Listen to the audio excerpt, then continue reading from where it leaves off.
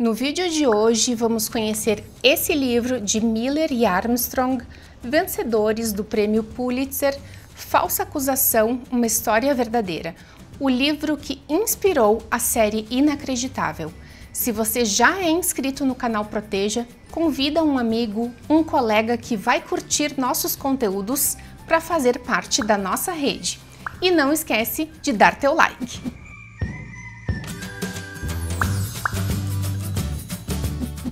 Oi pessoal, a nossa resenha de hoje vai falar desse livro super interessante que é a obra de Christian Miller e Ken Armstrong, Falsa Acusação, uma História Verdadeira. Para quem viu a série Inacreditável, o livro ajuda a entender melhor o processo investigativo que é abordado na série, porque oferece mais detalhes, mais informações sobre o caso de diferentes pontos de vista. Claro que a Marie é a protagonista nas duas obras, mas o livro também traz um pouco mais sobre o agressor do que a série, sobre outros casos e também sobre como foi a resolução da investigação.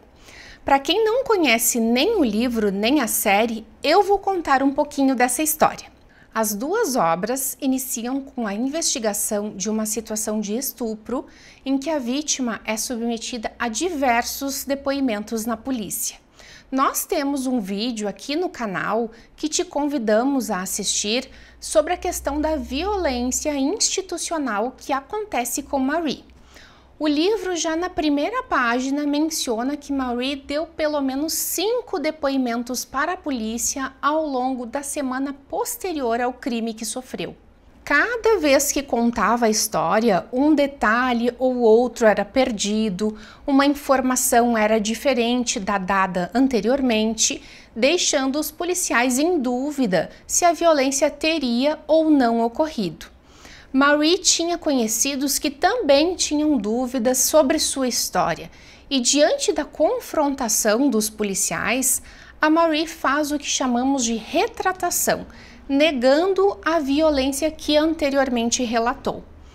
Posteriormente, ela retorna à delegacia e diz que havia mentido sobre não ser verdade, o crime que ela havia sim sido vitimizada, negando novamente depois. A história retratada é real. Aconteceu em agosto de 2008 em Linwood, Washington, e foi amplamente noticiada com vários noticiários informando que uma mulher teria inventado que sofreu um estupro, teria feito uma denúncia falsa. Os repórteres queriam saber os motivos que Marie teria para fazer isso, procuravam por ela tinha que sair escondida de casa. Claro que o caso também foi amplamente divulgado na internet. Além de ser procurada por repórteres, Marie foi questionada pelas pessoas que lhe eram próximas. Ela perdeu amigas, várias pessoas se afastaram dela, porque entendiam então que ela havia feito uma falsa acusação. Já no ano de 2011, no Colorado, a detetive Stace Galbraith trabalhava numa denúncia de estupro. Outra denúncia. Amber era vítima nesse caso e ela passou por várias horas com o estuprador e tentou obter informações sobre ele que pudessem auxiliar a polícia. Ela não tinha visto seu rosto, mas conseguiu oferecer algumas informações importantes. Amber foi ouvida por Stacy de uma forma diferente de que Marie fora ouvida pelos detetives que a entrevistaram. A detetive Stacy entendia que deveria ouvir e verificar. Deveria ouvir a vítima com atenção para depois corroborar ou refutar o seu depoimento, dependendo de como as coisas caminhavam na investigação. Stacy era casada com David, seu colega policial, que ela conheceu no trabalho. Ao relatar o caso em que trabalhava para o marido, David percebeu semelhanças entre o caso de Amber e um caso em que ele havia trabalhado anos antes em outra localidade. Em Westminster, no Colorado, no ano de 2010, a detetive Edna Hendershot trabalhou no caso de Sarah, a terceira vítima aqui que a gente está conversando. violentada de modo semelhante ao descrito por Amber. Mas esses casos estavam sendo investigados em departamentos e localidades diferentes, sem nenhuma conexão entre esses profissionais. O agressor de Sarah também usava máscara preta, cometia violência por várias horas seguidas, fotografava a vítima e tinha certos comportamentos e exigências com a vítima para evitar deixar vestígios físicos de sua presença. Hendershot tinha um colega de trabalho que havia trabalhado num estupro sofrido por uma mulher chamada Doris com os mesmos procedimentos. A análise dos casos de Sarah e Doris pelos dois colegas os levou à hipótese de que havia um estuprador em série à solta, mas eles ainda não sabiam dos casos de Amber e Marie. Foi quando os detetives reuniram as provas que tinham dos casos em que trabalhavam que eles começaram a ter mais informação e se aproximar da solução do caso.